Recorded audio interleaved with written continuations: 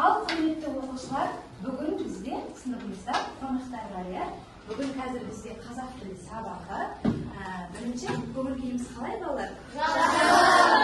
Ал жабырқауды білмейміз, жалқаулықты сүймейміз. Талапайға басамыз. Ап, келді.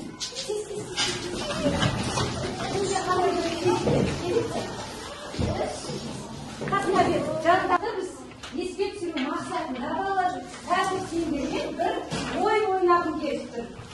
Бұл ойынның атауы септіктер деп аталады. Зат есім септеледі жерді түрде, бір-бірімен шатастырып алып жүрмек.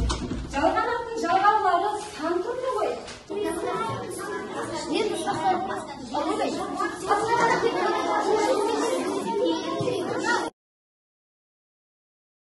Атау септік кім не деген сұрақтарға жауап береді, оған жалғау жалғамайды.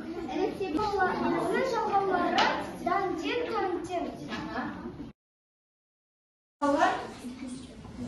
Бүгінгі өтетін жаңа сабағымыз балалар. Кітабымызды ашайықшы.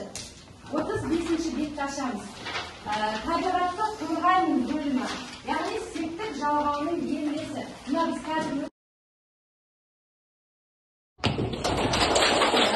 бөтенге қоқыс тастамау. Ауаны ластамау.